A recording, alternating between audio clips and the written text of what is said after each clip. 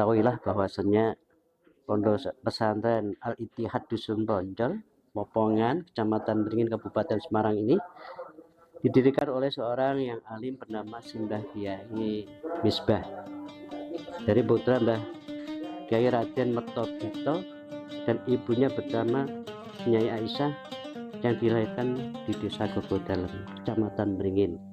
Garis keturunannya adalah dari Simbah Kyai Haji Raden Diponegoro dari putra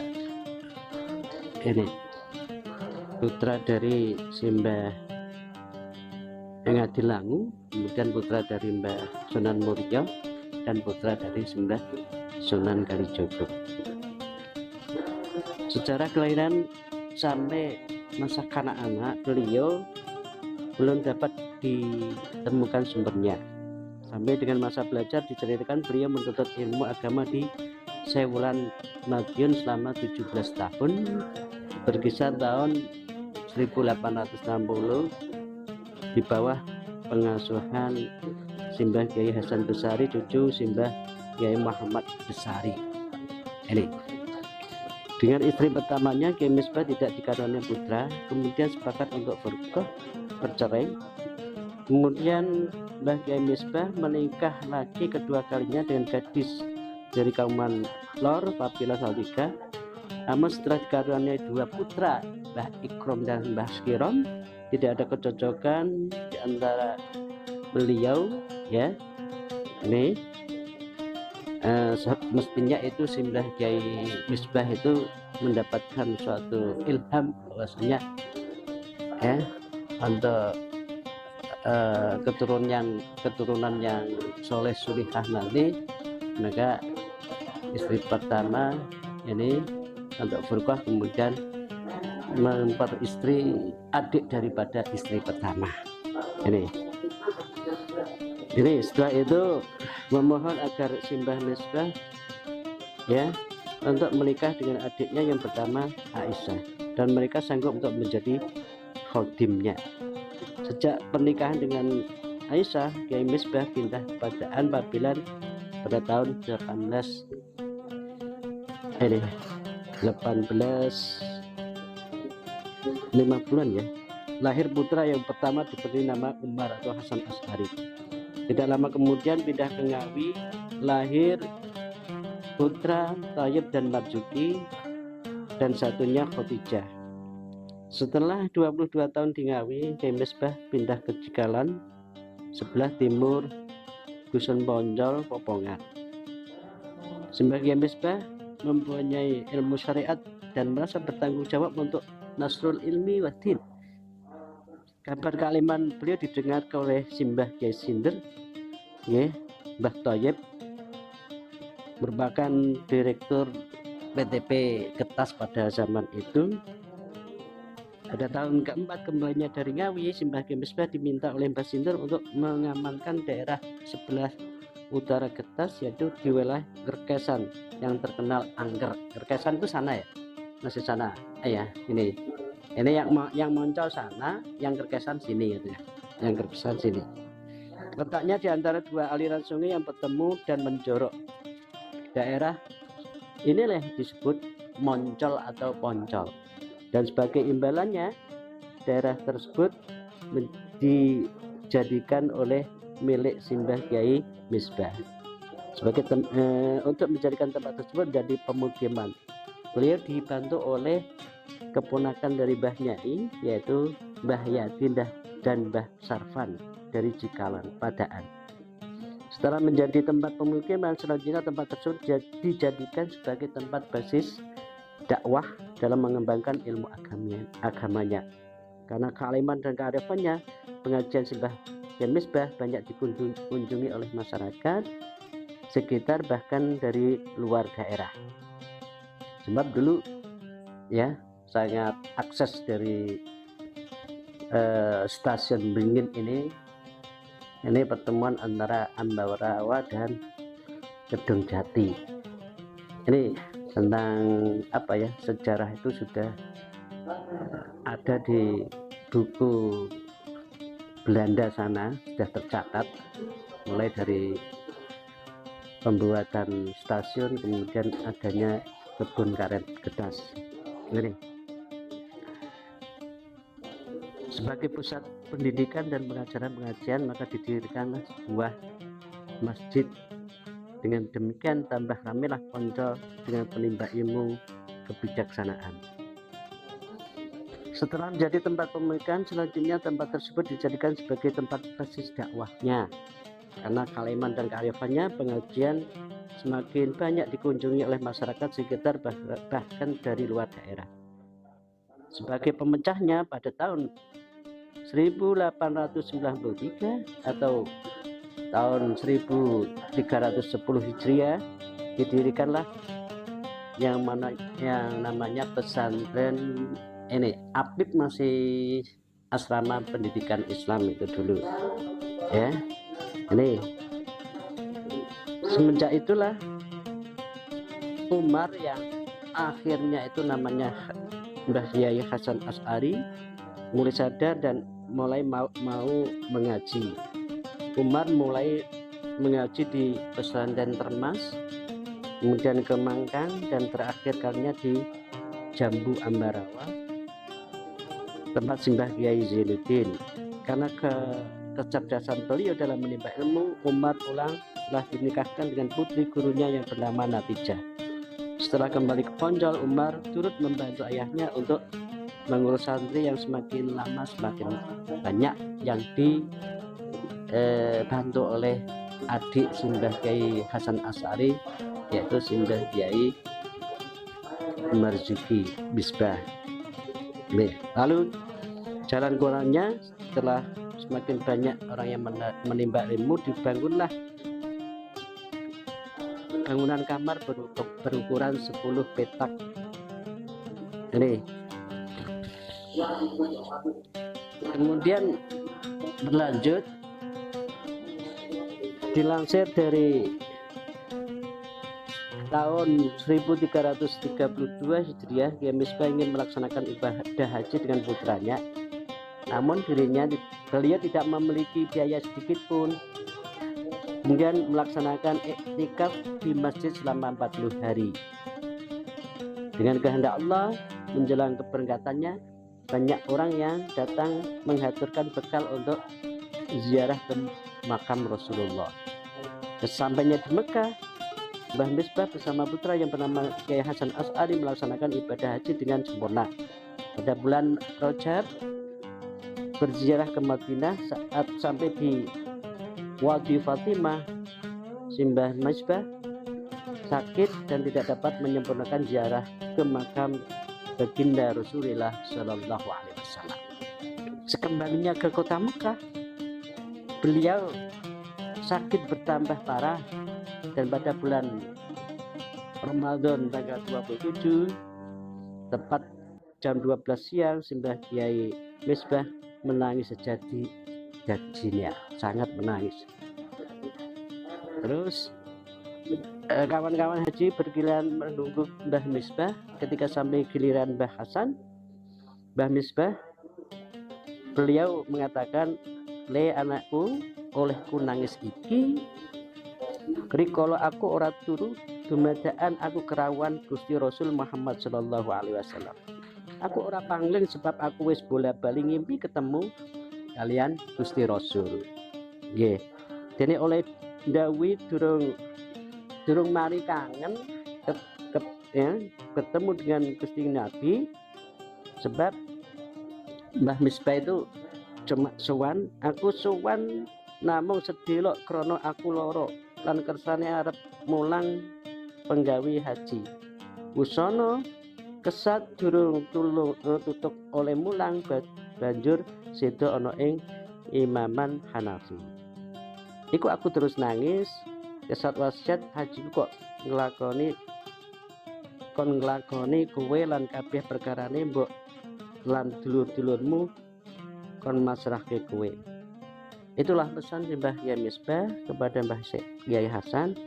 Kemudian Mbah Misbah wafat Senin 12 Hijriah tahun 1332 bertepatan dengan 1913 Masehi di kota Mekah Al-Mukarramah, Simbah Kiai Misbah wafat. Kemudian pesantren Al-Ittihad terus mengalami perkembangan, masih eksis sampai pada saat ini, diteruskan oleh Simbah Kiai Hasan Asy'ari, ya, Simbah Kiai Hasan Asy'ari, kemudian putra-putra, ya, kemudian adik-adik beliau, kemudian juga putra-putra beliau. Karena Simbah Hasan Asy'ari ini usianya juga relatif usia panjang, ya, usia panjang, dan beliau Mbah Hasan Asy'ari itu punya istri banyak, ya, ada 9 orang, 9 nyai, kemudian putranya itu ada 41 orang, ya. Begitu juga adiknya itu Simbah Marzuki ini punya 3 istri. Istri pertama ini diambil oleh keluarga Syekh Wulan Madiun itu, ya, dari pondoknya Simbah Misbah ini. Kemudian berkembang pengajian berkembang ini pada tahun 1948 Mbah Kiai Hasan Asy'ari beliau wafat, ya, wafat. Kemudian tentunya pondok itu berjalan karena putra-putra beliau sebagian juga sudah mengaji.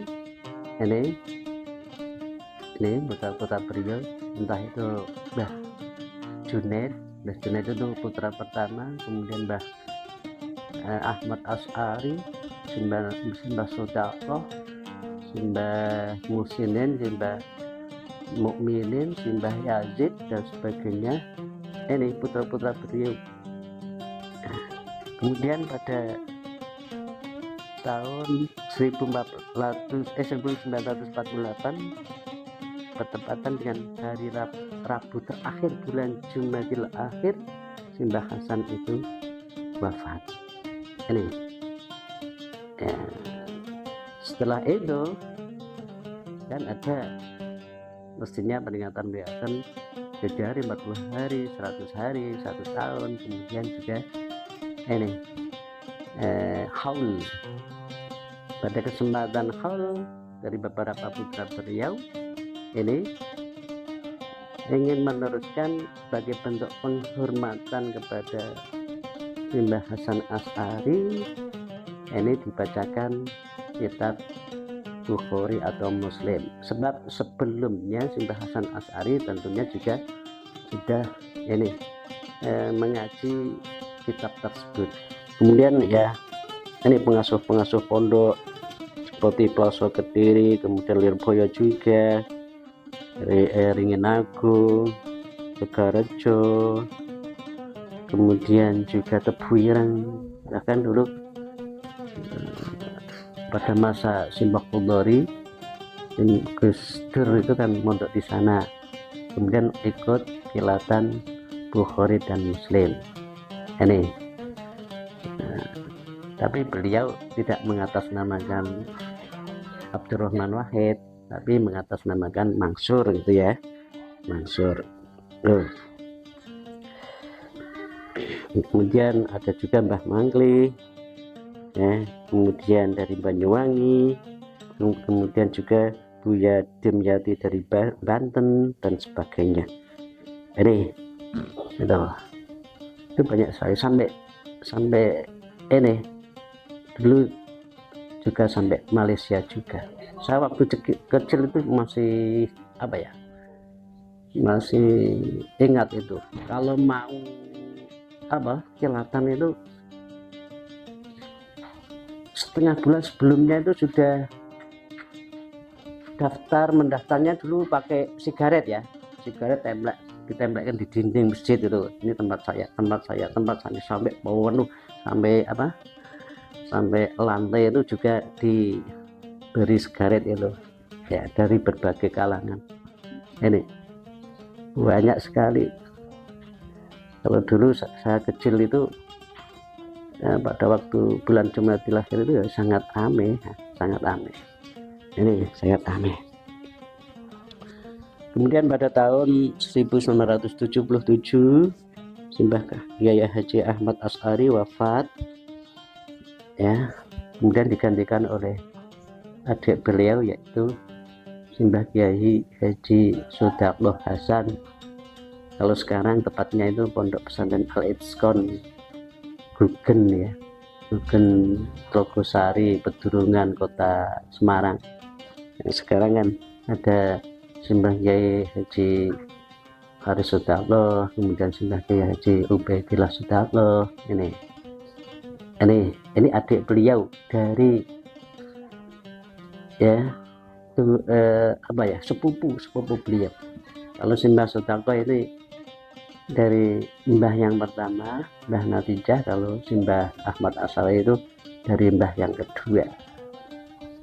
Terus Mbah Natijah kan rumahnya sini ya, ini. Kemudian istri yang kedua itu tempatnya di dalam Mbah Kiai Mustaqim. Pernah ya, nah yang tombol itu dulu nih. Kemudian diteruskan oleh Simbah Kiai Haji Sodaqoh Hasan dari Pondok Al-Itqon.